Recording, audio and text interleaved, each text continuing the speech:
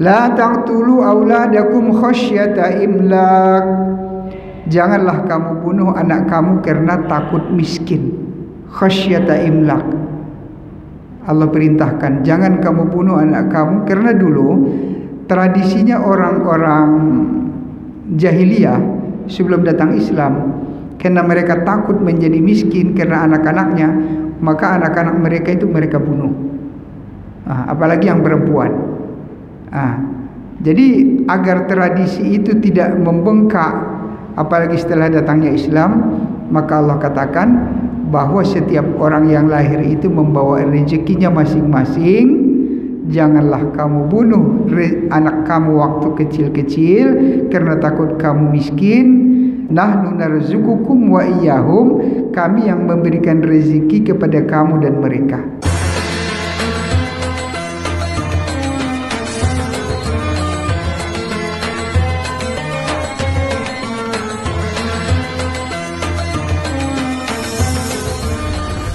Bismillahirrahmanirrahim.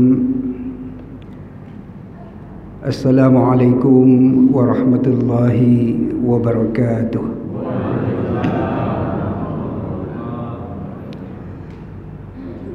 Alhamdulillahi wa kafa wa salamun ala ibadihi alladhina astafa.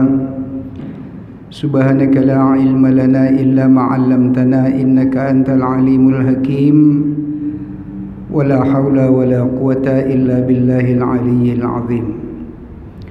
اللهم ارحمنا بالقرآن واجعلنا من أهل القرآن. Saudara-saudaraku jemaah salat subuh yang semoga sentiasa dimuliakan Allah Subhanahu wa taala.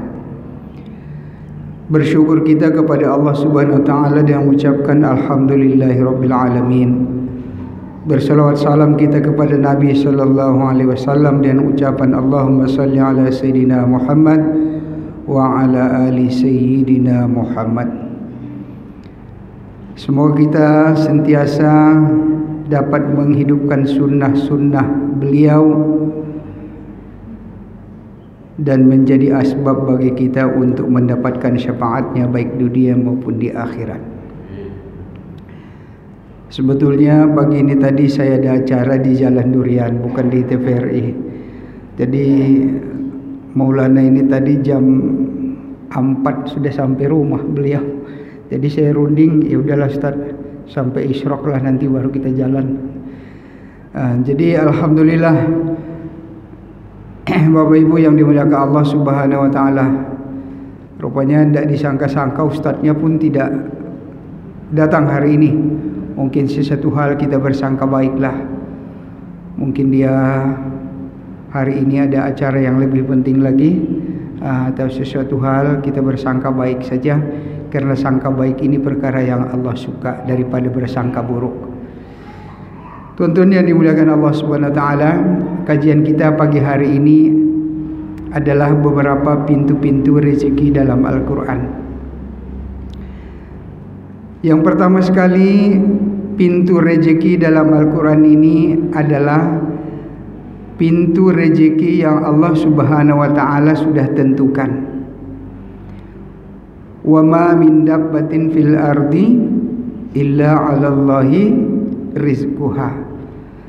Semua makhluk yang hidup di muka bumi ini, baik yang berjalan di atas tanah, yang terbang di udara, yang terpendam di bawah tanah seperti cacing dan sejenisnya, yang hidup di dalam air, Allah Subhanahu wa taala sudah tentukan rezekinya.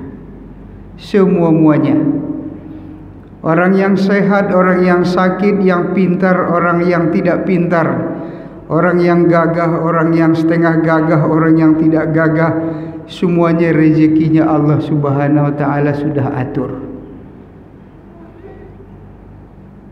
Walaupun manusia susah mencari rezeki dan susah memikirkan rezeki, tapi kerbau yang perutnya lebih besar 30 kali daripada perut manusia tidak pernah susah memikirkan makanannya. Allah sudah jamin semuanya rezeki. Ini jenis rezeki yang pertama. rezeki yang telah dijamin oleh Allah Subhanahu wa taala kepada setiap orang. Kenapa? Sebab dikatakan bahwa apabila hadisnya darjatnya hadis marfu, kalaulah seseorang lari daripada rezekinya, ini kata Nabi, kalau seseorang lari daripada rezekinya, sengaja dia lari daripada rezekinya, seperti ia lari daripada maut, maka rezekinya akan berjumpa dengan dia, rezekinya akan mencarinya, seperti maut juga akan mencarinya dimanapun dia akan bersembunyi. Jadi rezeki ini bukan urusan makhluk, tapi adalah rezeki adalah urusan Allah Subhanahu wa taala. Dengan berbagai macam cara. Saudara-saudara, seekor anak elang yang lahir di atas gunung yang sangat tinggi, tentu dia belum dapat cari makan. Ada jenis elang ketika dia lahir, biasanya elang ini hitam, maka ketika dia lahir warnanya bulunya agak merah. Maka induknya ini meninggalkannya. Begitu yang Allah insting bagi dalam kedua induk daripada elang ini jangan-jangan bukan anak kita ini. Kita hitam, tumben anaknya merah. Macam itulah kurang lebih. Ditinggalkan. Lepas ditinggalkan, beberapa lama mereka datang melihat situasi di situ. Ternyata anaknya hidup, sudah mulai besar. Dari mana rezeki anaknya? Allah Subhanahu wa taala yang menciptakan, dan Allah Subhanahu wa taala yang Maha Razzaq, yang Maha memberi rezeki. Maka Allah jadikanlah dalam mulutnya itu penciuman bau busuk. Jadi ketika bau busuk keluar dari mulutnya, maka lalat-lalat pun datang. Ketika dia lalat datang, maka dia buka mulutnya, dia tinggal makan saja. Itu bagaimana Allah Subhanahu wa taala telah atur rezekinya. Di laut ada ikan, kalau malam dia keluar lampu. Dari tubuhnya itu keluar lampu. Jadi ketika ikan itu berjalan, ikan-ikan kecil datang. Jadi rezeki tidak payah dia cari, rezeki datang kepadanya. Begitu Allah mengatur rezeki. Dulu pernah saya ceritakan, ada satu jenis burung namanya flamingo. Flamingo ini selalu hidup di daratan Eropa. So ketika kadang-kadang itu musim panas, dia itu hijrah sampai semenanjung ke Malaysia. Itu kalau kita terbang dari Eropa, ini Pak Ketua sering terbang ke Eropa, Masya Allah, 12 jam Pak ya. 12 jam. Itu non-stop flight, 12 jam. Bayangkan 12 jam flight itu terbang daripada Eropa sampai di Malaysia tidak berhenti. Macam mana burung itu boleh terbang di atas ocean, di atas samudra yang begitu luas, boleh mereka sampai di semenanjung? Di mana makanan mereka? Itu pesawat dengan kecepatan 900 km per jam baru sampai di Kuala Lumpur. Ini bagaimana kecepatan burung? Ternyata saya pernah lihat ensiklopedi, memang lebih lagi daripada itu pun burung itu boleh terbang. Lebih lagi daripada itu, burung itu boleh terbang. Flamingo ini yang Allah bagi. Di mana rezekinya? Rezekinya sangat unik dan menarik. Ketika dia terbang di atas laut, ada Allah bagi jenis ikan itu yang mulutnya selama-lamanya selalu bermasalah. Allah bagi penyakit di mulutnya. Ada banyak bakteri dalam mulut dia. Jadi bakteri ini akan berkurang ketika dia ambil ultraviolet di pagi hari, dia keluarkan dia punya moncong ke atas. Itu moncong itu besar sebab ikannya besar. Ketika dia panaskan itu di atas laut, maka burung flamingo ini lihat macam pulau kecil. Tuan-tuan tahu tak, dia landing di situ, burung itu ketika dia landing, dia lihat virus banyak di situ, bakteri, dan dia makan satu persatu, kemudian dia pun kenyang. Setelah dia kenyang, goodbye, dia terbang, maka burung pun sehat masuk ke dalam laut. Siapa pengurusan? Allah Subhanahu wa taala.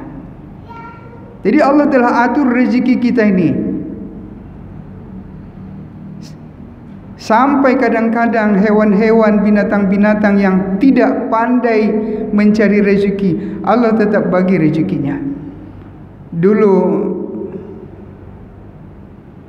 Maulana Ibrahim bin Adham, dia adalah seorang raja. Sedarnya pun yang berkaitan dengan rezeki ini. Ketika dia berburu, dia ketemukan orang sedang diikat di hutan, sudah 2 minggu terikat. Kemudian apa yang menjadikan dia tertarik? Orang itu selalu didatangi oleh seekor burung, dan burung itu setiap hari membawa roti kepadanya, sehingga berlanjutlah kehidupannya. Mulai dari situ dia sadar bahwa Allah ternyata tidak tidur dan tidak mengantuk. Allah ini sentiasa memperhatikan manusia ini. Allah memperhatikan rezeki daripada hamba-hambanya ini. Makanya lah rezeki dengan maut itu kaitannya tidak dapat terpisahkan. Ketika malaikat pemberi rezeki itu tidak menemukan lagi di mana asbab rezekinya, maka dia mengadu kepada Allah. Maka Allah sampaikan, itu bukan urusanmu lagi, itu urusan Israel yang akan melanjutkannya. Jadi saudara-saudara, rezeki itu berkaitan dengan ajal kita. Jadi kalau ada rezeki kita, insya-Allah nasi mandi nanti di Makkah, di Madinah, insya-Allah kita akan pergi lagi Makkah Madinah, insya-Allah. Kalau ada rezeki kita ini nanti, insya-Allah kita akan makan makanan Italy nanti. Apa namanya itu, Mas? Khas Italia itu yang pakai pasta itu, pizza, dan yang macam mie itu, apa namanya itu? Italia punya khas. Ya, kalau spaghetti, Masya Allah. Kalau masih ini pengalaman rupanya. Dan kalau kita makan spaghetti pun ada rezeki kita di Spain nanti, di apa nanti, Italia. Ya, kita boleh sampai ke sana. Tidak tahu kita ni rezeki kita ini di mana. Rezeki kita hari ini kalau masih ada, insya Allah kita masih hidup. Kalau rezeki sudah tidak ada, adalah berarti bukan tempat kita di sini lagi. Jadi Allah Subhanahu wa taala telah bagi rezeki ini yang pertama sekali. Wa ma min dabbatin fil ardi illa 'alallahi rizquha. Allah sudah jamin rezekinya.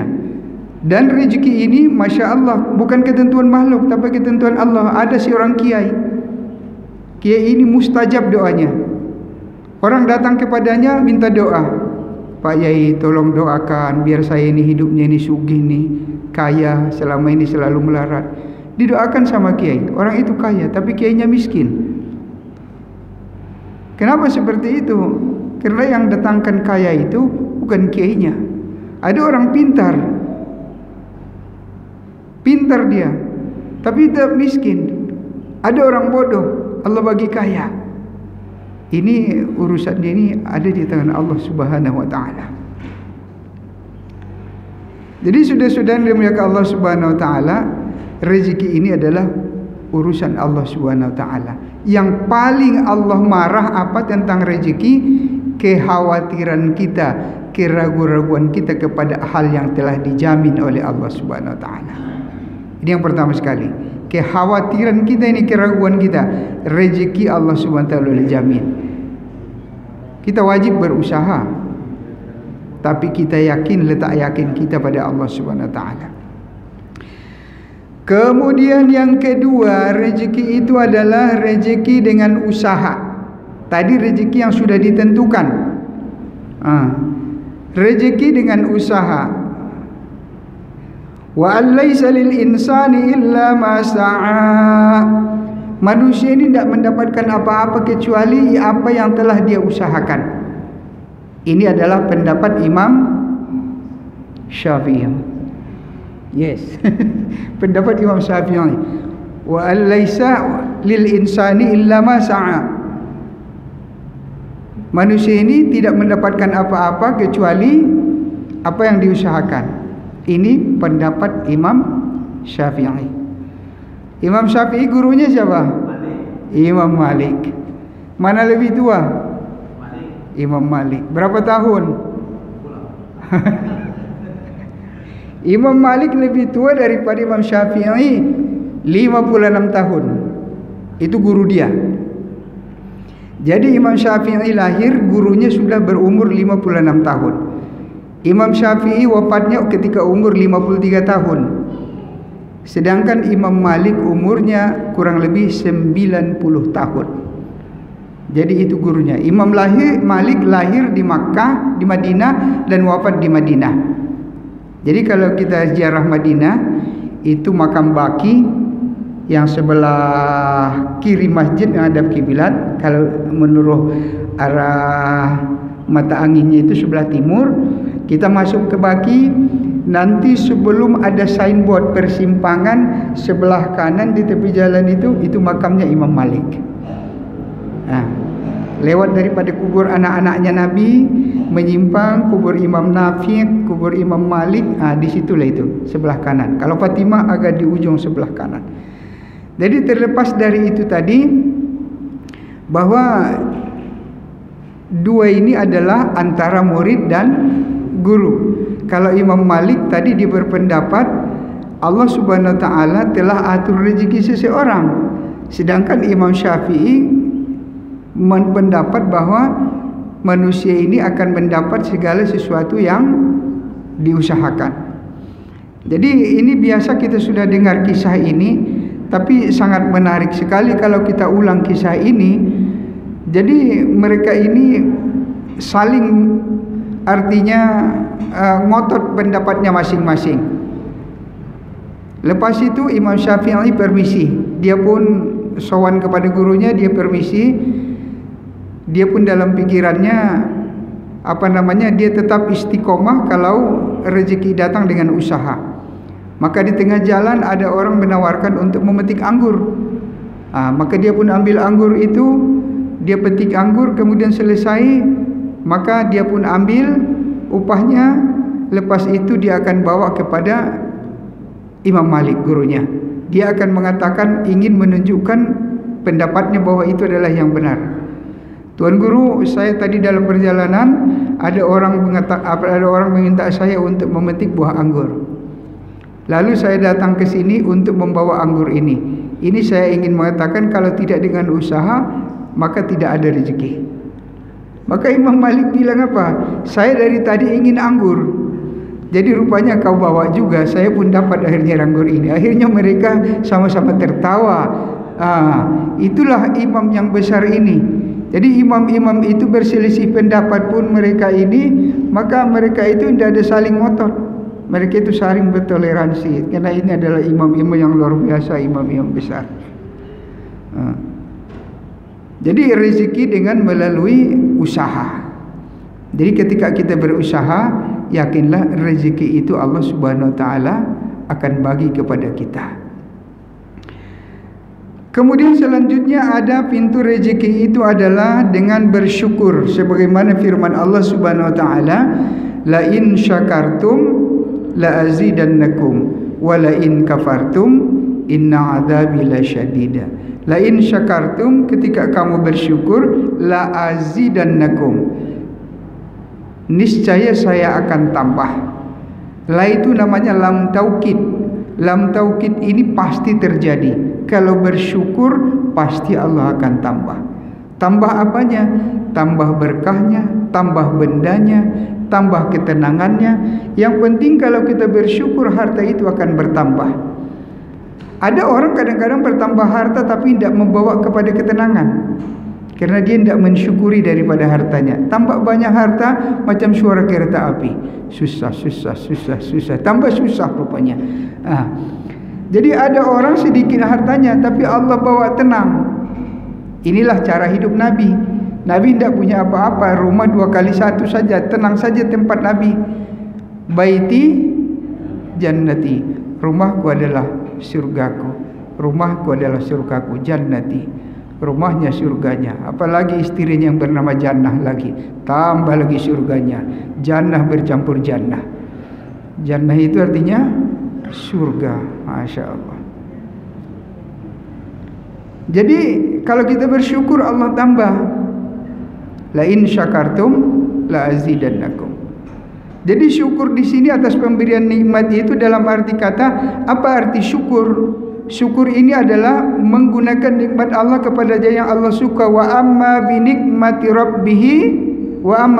rabbika fahaddis. Adapun nikmat-nikmat Allah itu maka kita pergunakan. Fahaddis.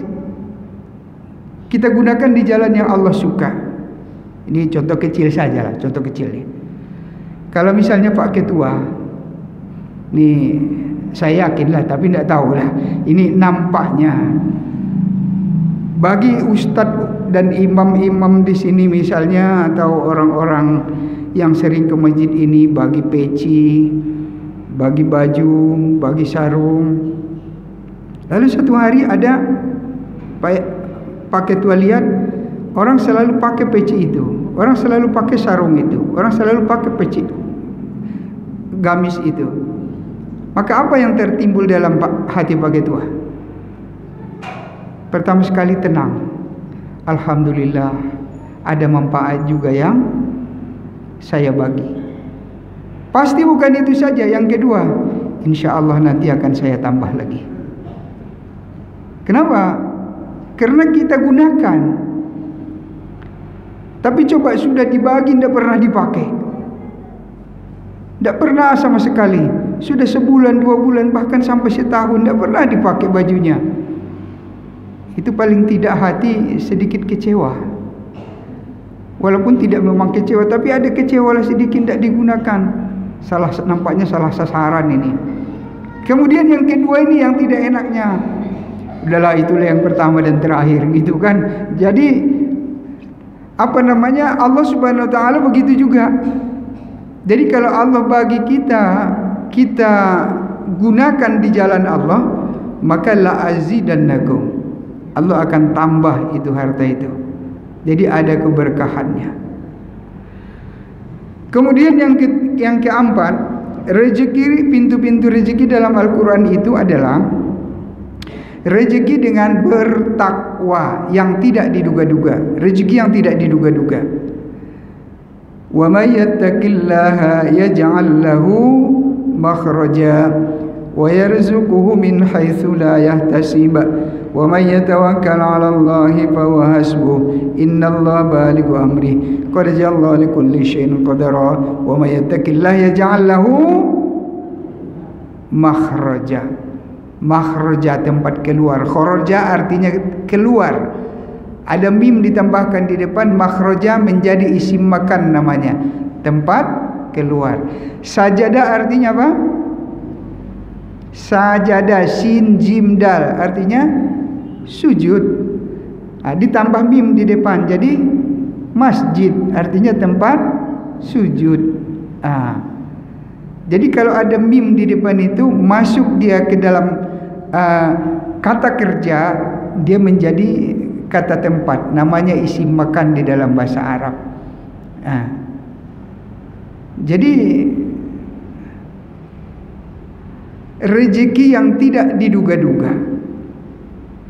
Dulu ada satu gorim masjid di satu tempat lah, untuk menjaga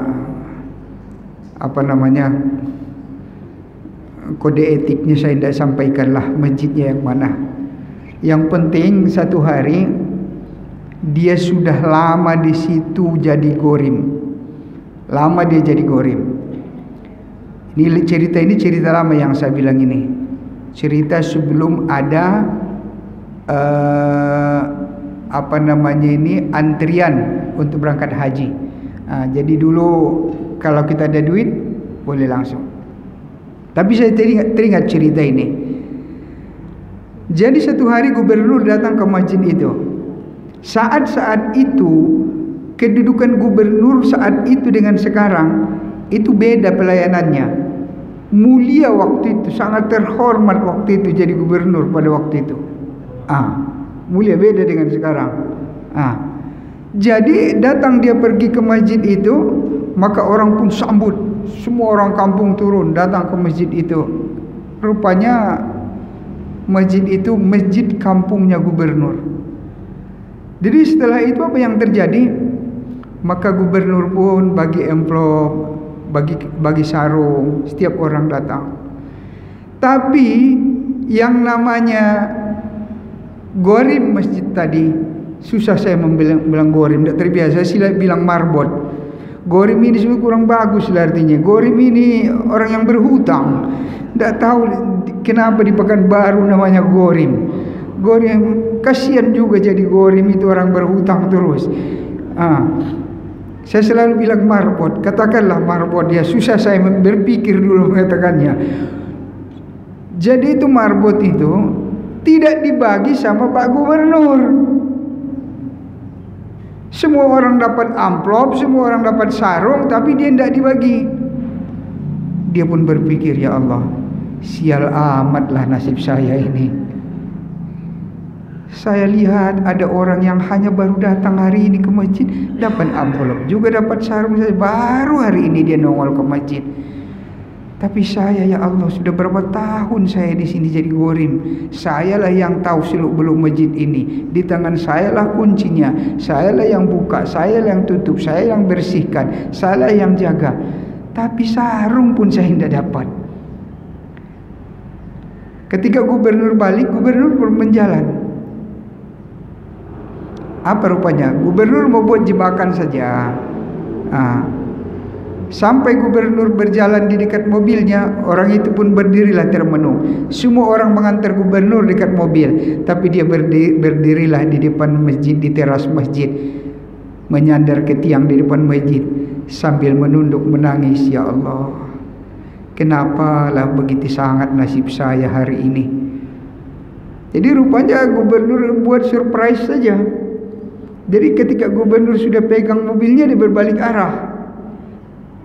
Gubernur sudah tandai itu orang. Dia datang ke sana, berbaring gubernur, kemudian dia panggil, sini. Datang dia. Siapa gubernur? Ini ada cek, kamu tahun ini berangkat, kamu pergi haji ya. Coba bayangkan, langsung dia nangis, sujud langsung. Coba itu rezeki yang tidak disangka-sangka. Rezeki yang tidak diduga-duga, itulah ada pintu rezekinya. Wa may yattaqillah yaj'al lahu makhraja wa yarzuquhu min haitsu la yahtasib, yang tidak disangka-sangka. Kalau rezeki kita misalnya kita pegawai tiap bulan itu sudah disangka. Cuman kadang-kadang sangkanya pun berlebihan. Kenapa? Ya biasanya dalam daftar itu 10, tapi ya terimanya tinggal 2. Rupanya hutang 8 juta. Jadi saudara-saudara yang dimaulah Allah SWT, ini jenis rezeki yang keempat. Rezeki yang keempat yang tidak disangka-sangka. Kemudian dalam Al-Quran jenis rezeki yang kelima adalah, hari itu sudah pernah saya sampaikan dalam pengajian ibu-ibu yang satu ini. Apa namanya bu? Pengajian 2 minggu lepas saya ngisi di ibu-ibu. Siapa yang hadir? Pintu rezeki apa namanya? Bu, insyaAllah nanti ada sarapan lah insyaAllah. Masih ingat bu? Rezeki pintu yang kelima adalah istighfar. Istighfar. Faqultu astaghfiru rabbakum innahu kana ghaffara yursilis samaa 'alaikum midrara wa yumdidukum bi amwalihi wa banin wa yaj'al lakum jannati wa yaj'al lakum. Allah Subhanahu wa taala melalui Nabi Nuh alaihi salam perintahkan untuk kita beristighfar. Faqultu astaghfiru rabbakum innahu kana ghaffara. Saya lihat Almarhum Kiai Zubair Makmun kan namanya Pak Ji. Itu dia anjurkan kita beristighfar macam ini. Macam itu istighfarnya, astaghfirullahaladzim innahu kana ghaffara, astaghfirullahaladzim innahu kana ghaffara. Kalau siang dibaca 70, malam dibaca 113. Gunanya katanya kalau ada kita berdoa belum juga mustajab. Kalau ada kita permintaan belum juga terkabul. Cobalah dengan doa ini, insyaallah doanya akan dapat terkabul katanya. Astaghfirullahaladzim innahu kana ghaffara. Syekh Hasan Al-Basri telah pernah didatangi. Syekh Hasan Al-Basri ulama tabi'in. Dia lahir di Madinah. Kenapa dia dibilang Al-Basri? Karena setelah besar dia pindah ke Basrah. Maka dia digelar dengan Hasan Al-Basri. Jadi Syekh Hasan Al-Basri kedatangan tamu 3 orang. Jadi yang pertama sekali datang mengadu kepadanya, wahai Tuan Guru, saya ini sudah lama berusaha membuka usaha, tetapi usaha saya tidak pernah berhasil. Tolonglah Tuan Guru doakan saya supaya saya ini menjadi kaya. Maka apa amalannya? Syekh Hasan Basri bilang banyak istighfar. Satu orang lagi datang, kebun saya ini Tuan Guru banyak sekali tanam-tanamannya tapi musim kemarau. Apa amalannya supaya hujan? Maka dia bilang banyak istighfar. Ada lagi orang, Tuan Guru saya sudah menikah berapa lama tapi belum dapat anak. Bagaimana amalannya? Istighfar. Muridnya heran, ada 3 orang masalah lain tapi solusinya sama. Maka Syekh Hasan Al-Basri katakan, ikut firman Allah tadi, faqultu astaghfiru rabbakum innahu kana ghaffara, maka ucapkanlah istighfar, Allah itu Maha Pengampun. Yursilis sama alaikum midiroro, Allah turunkan hujan daripada langit, midiroro berterusan. Ulama menafsirkan hujan berterusan itu boleh jadi hujan betul dan boleh jadi rezeki daripada Allah Subhanahu wa taala.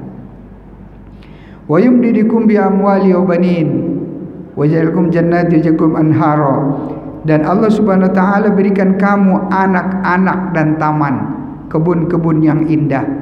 Artinya Allah bagi kamu keturunan dengan banyak beristighfar.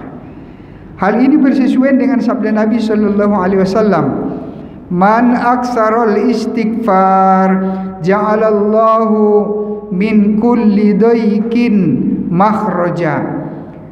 Barang siapa banyak beristighfar, Allah jadikan dari semua kesempitannya selalu ada jalan keluarnya. Wa yarzuqhu min haitsu la yahtasib, dan Allah bagi rezeki yang yahtasib, yang tidak diduga-duga, yang berlipat ganda. Jadi istighfar ini memang adalah pintu daripada rezeki, bersesuaian dengan hadis Nabi tadi. Kemudian Nabi ada mengatakan, innal abda la yahlimur rizqa bidzambi yusibuhu. Seseorang tertahan rezekinya, terhalang rezekinya, bidzambi yusibuhu, sebab dosa yang pernah dia lakukan. Jadi kadang-kadang dosa kita itu menahan datangnya rezeki, tahan rezeki kita karena dosa. Ini logikanya sederhana sekali. Hari itu saya contohkan, kalau misalnya ada air keran, sementara di tangki banyak airnya, banyak air di tangki. Kemudian kita buka kerannya, airnya keluar dikit kecil saja, menetes keluar kecil. Itu apa penyebabnya? Padahal di tangki banyak air, tapi ketika kita buka kerannya itu keluar sedikit. Apa sebab?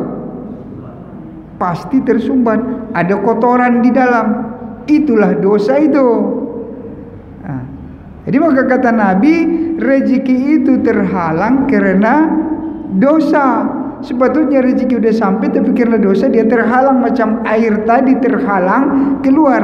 Maka apabila sumbatannya kita bersihkan, dosanya kita bersihkan dengan bertaubat, kita buang itu, buka kerannya, pasti airnya akan mengocor dengan deras. Jadi makanya istighfar ini adalah salah satu pintu daripada rezeki. Dan Nabi pun mengatakan, siapa yang banyak beristighfar, kami jadikan dari semua kesempitannya. Siapa orang yang tidak ada kesempitan? Pasti ada, Nabi lebih paham. Tapi ada jalan keluarnya. Ja'alallahu min kulli dhaikin makhraja. Setiap kesempitannya pasti ada jalan keluarnya. Ini pintu yang kelima daripada rezeki itu. Istighfar ini luar biasa sekali.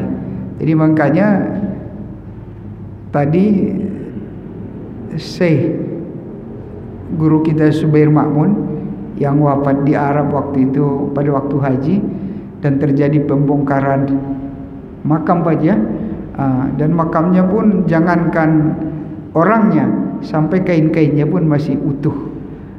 Dia sarankan untuk menghilangkan tadi sumbatan-sumbatan itu, yakni sumbatan-sumbatan dosa itu, astaghfirullahaladzim innahu kana ghaffara. Dibacalah itu malam 113 dan siang 70. Dan yang terbaik membacanya, kalau kita compare dengan Al-Quran, maka pada waktu sahurlah waktu yang paling tepat. Karena apabila kita baca pada waktu sahur, orang yang beristighfar di waktu sahur, hatinya akan menjadi tenang. Itu Al-Quran. Hatinya akan menjadi lapang. Orangnya banyak sabar, hatinya lapang. Kemudian selanjutnya pintu yang ke-6 ya. Keberapa sekarang? Ke-6. Pintu yang ke-6 itu adalah dengan sebab anak.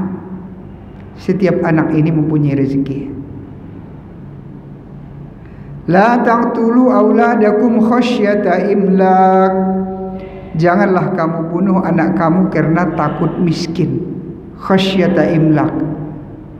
Allah perintahkan, jangan kamu bunuh anak kamu, karena dulu tradisinya orang-orang jahiliyah sebelum datang Islam, karena mereka takut menjadi miskin karena anak-anaknya, maka anak-anak mereka itu mereka bunuh.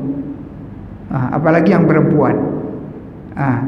Jadi agar tradisi itu tidak membengkak, apalagi setelah datangnya Islam, maka Allah katakan bahwa setiap orang yang lahir itu membawa rezekinya masing-masing. Janganlah kamu bunuh anak kamu waktu kecil-kecil karena takut kamu miskin. Nahnu narzuqukum wa iyyakum. Kamilah yang beri rezeki dan rezeki kamu dan mereka. Nahnu narzuqukum wa iyyahum. Kami yang memberikan rezeki kepada kamu dan mereka. Jadi rezeki anak itu orang tua hanya asbab saja, tapi rezekinya Allah Subhanahu wa taala. Orang tua hanya pintu saja, kerannya saja. Jadi sumbernya itu adalah semuanya dari Allah Subhanahu wa taala. Semakin banyak anak, ada semakin banyak asbab rezeki datang. Dan begitulah nomor selanjutnya, yang ketujuh adalah yang terakhir, yaitu dengan sebab menikah.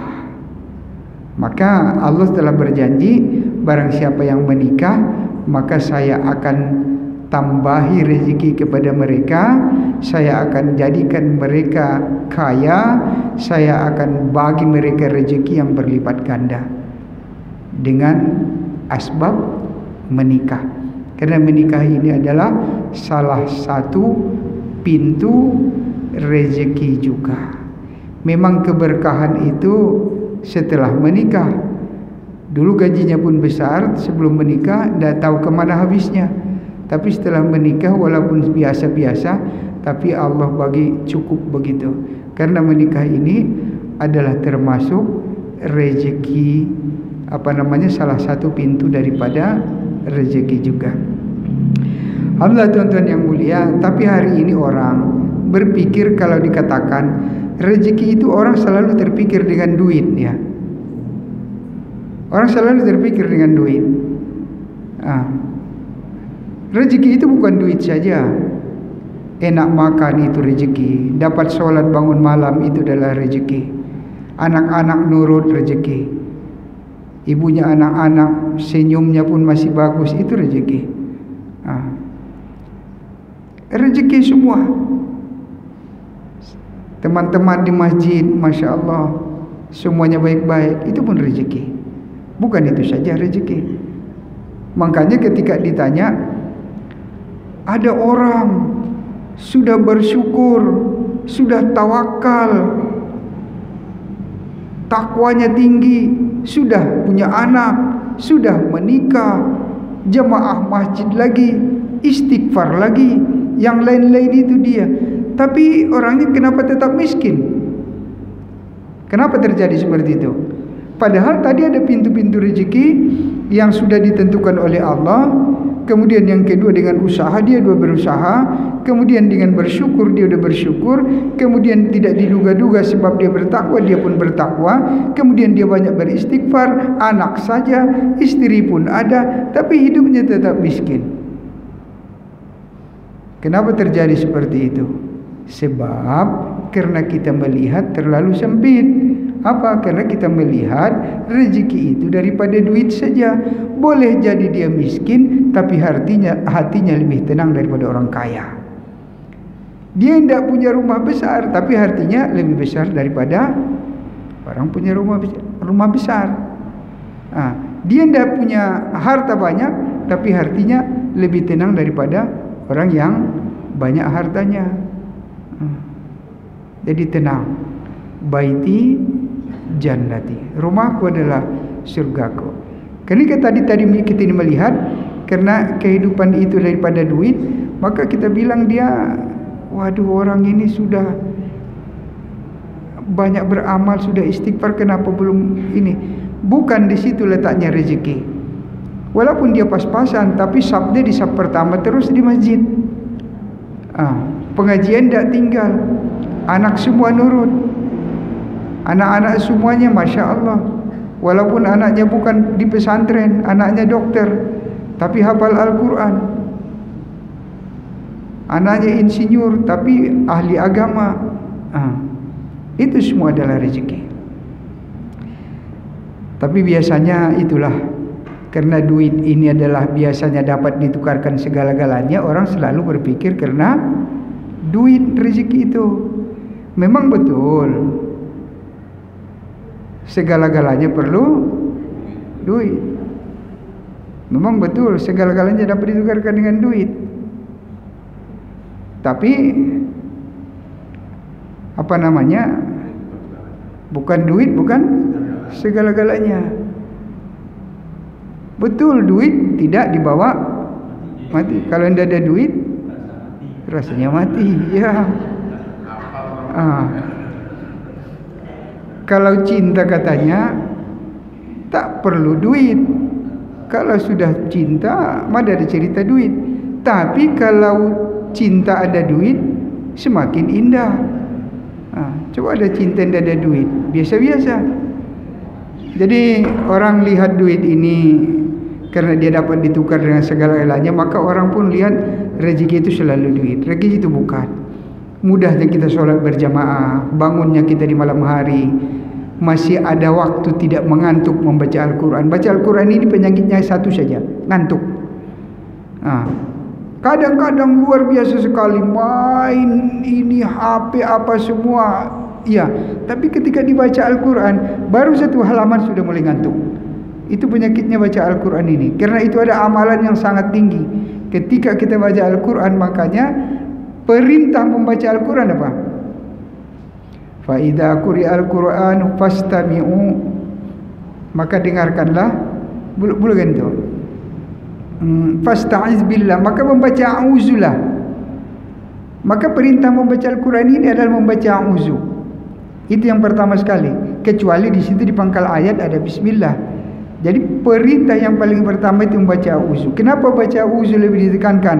Karena syaitan ini sangat berusaha supaya kita tidak baca Al-Quran. Di bulan Ramadan insyaAllah tinggal hanya 3 minggu lagi. Maka kita berusahalah latihan dari sekarang. Salah satu rezeki Ramadan itu adalah banyaknya kita berhadapan dengan Al-Quran. Hadirin yang dimuliakan Allah Subhanahu wa taala, itulah tadi beberapa pintu-pintu rezeki di dalam Al-Quran. Untuk pertemuan kita pagi hari yang sangat mulia ini, semoga ada manfaatnya. Mungkin masih ada waktu, Mas? Hah? 4 menit. Ya, pertanyaan singkat kali satu. Ya, Bu.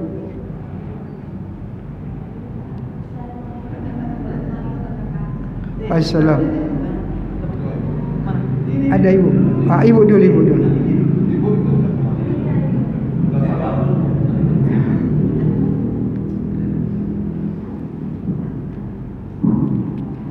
Assalamualaikum warahmatullahi wabarakatuh. Waalaikumsalam warahmatullahi wabarakatuh. Saya mau bertanya, Ustaz.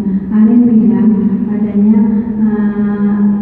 sebagian rezeki di tangan Allah di akhirat, itu gimana maksudnya? Diapain? Ada yang bilang sebagian rezeki kita di tangan Allah di akhirat.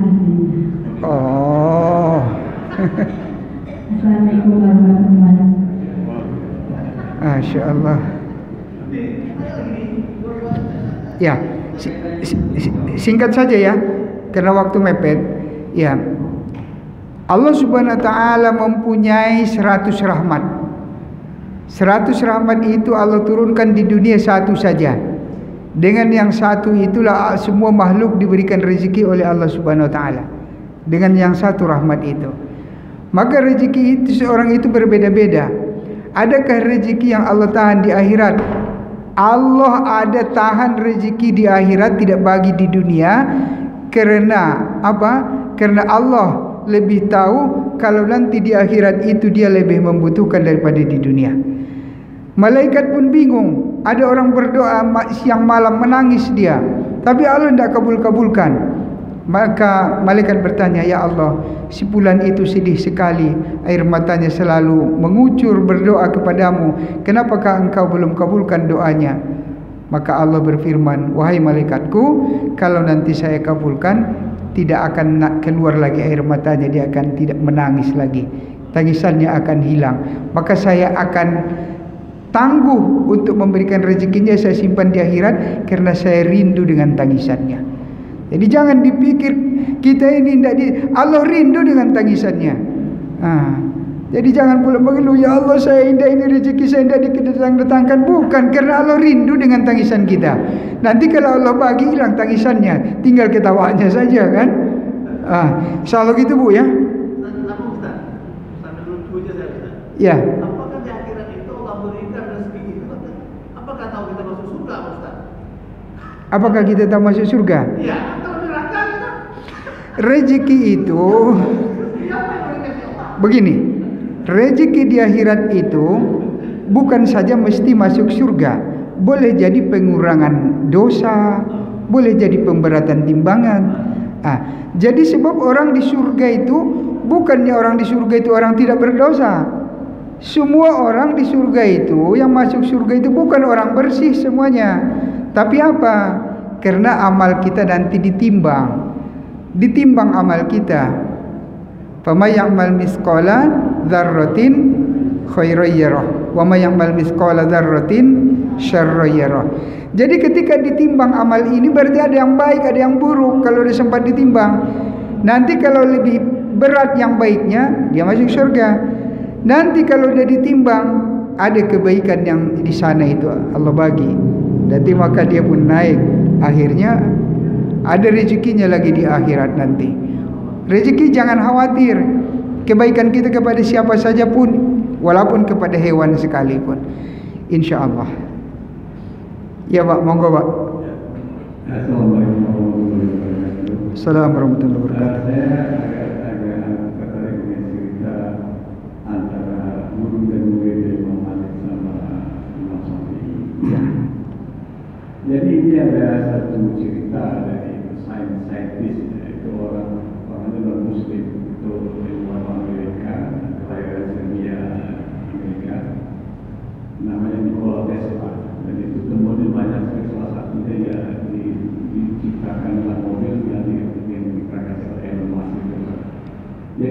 cerita pengalaman hidupnya bahwa dia pernah terbangun jam 3 pagi.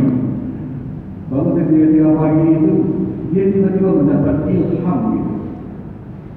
Dia mendapat ilham, mendapat pengetahuan yang tidak dia tahu bagaimana caranya. Jadi setelah itu dia selalu jam 3 bangun. Dan dia berpikir, kenapa saya bangun jam 3? Padahal saya nggak pasang wecker, tapi saya selalu terbangun jam 3. Dari saat terbangun itu dia mendapat ide-ide kreatif. Salah satu teman-teman itu dari masukan itu. Nah, jadi ini kan juga ada hubungannya juga kalau kita lihat kayak ini kan seperti dalam Quran kata hajat kita bilang kata aksya kan, tapi bangun jam 3 itu memang dianjurkan. Kenapa itu dibuktikan oleh Tesla. Jadi dia menyebut bahwa kejeniusan, kekayaan, kebahagiaan itulah faktor eksternal. Otak hanya coba mengolah informasi yang dari luar masuk itu menurut perkiraan mereka. Nah jadi ini juga ada dikembangkan lagi namanya neuroscience. Jadi otak itu terdiri dari beberapa neuron dan sel-sel yang sangat rumit dan kompleks. Di situ dia mencoba memprogram apa yang masuk dari eksternal tadi. Seperti orang di rumah pengen ke kafe minum kopi, tapi tiba-tiba ada coklat yang produk baru, terus dia berpikiran minum coklat. Bukan berarti bagian lain enggak, tapi memang sudah terprogram dari otak. Jadi kalau saya bilang cerita itu, bagaimana dia istilahnya dinosaurus keluar, ikhtiar harus keluar, itu memang sudah terprogram. Jadi itulah mungkin dikatakan ya takdir tadi yang sudah diprogram. Nah sekarang pertanyaan saya adalah bagaimana rezeki yang dicari dengan cara yang tidak benar, seperti rampok, koruptor, begal, atau macam-macam lah. Nah itu apakah bagian daripada rezeki apa? Terima kasih. Ya. Cerita bapak ini ada sama dengan biografi Habibie, Ustaz. Ya. Habibie waktu sekolah dia tidak pernah dapat nomor 1. Dia cuma dapat nomor 3. Nomor 1 dan nomor 2-nya itu diambil oleh orang Yahudi. Lantas dia menginap di rumah orang berdua ini. Apa yang dilakukan orang ini setiap hari gitu.